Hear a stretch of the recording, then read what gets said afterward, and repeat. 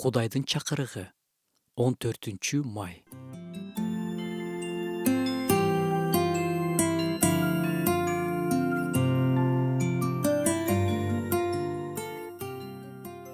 Бул бузулган күнөөкөр муундун алдында ким менден жана менин сөздөрүмдөн уялса, өзүнүн атасынын даңкы менен, ыйык периштелер менен келгенде, адам уулу да ошол адамдан уялат.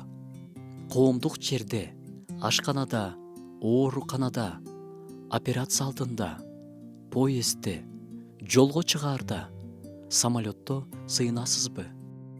Кудайдан көз каранды экенибизди мойнубузга алып, сыйынып турганыбыздын жаманы жок. Кудайдан бата сурап, сыйынгандан уялбашыбыз керек. Бир ишенүүчү аял поезд менен бир жакка барышы керек болуп калат. Купеден ал Корея улутундагы аял менен таанышып, бирге жол тартышат.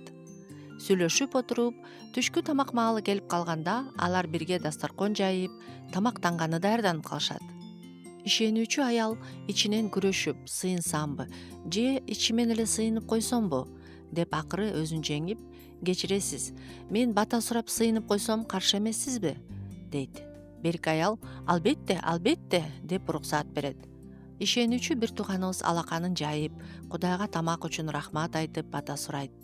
Алар тамак жей башташканда аял сиз чыныгы ишенүүчү экенсиз дегенде, бир тууган таң калып, эмнеге андай деп ойлойсуз деп сурайт.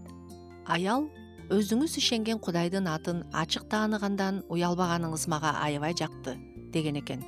Анан алар жолду карата Кудай жөнүндө сүйлөшүп барышыптыр. Дагы бир сонун үлгүлүү мисалым бар. Ишенүүчү ата кызы менен балмуздакка кезекке туруп калышат.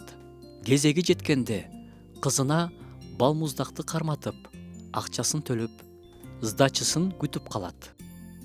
Кызы жебей, аны күтүп жатканын көрүп, "Жей кой кызым, жей бер" десе, "Сыйыналы ата" дептир. Кезекте тургандар үчүн бул жакшы үлгү болгон деп ойлойм. Жакшы үлгү.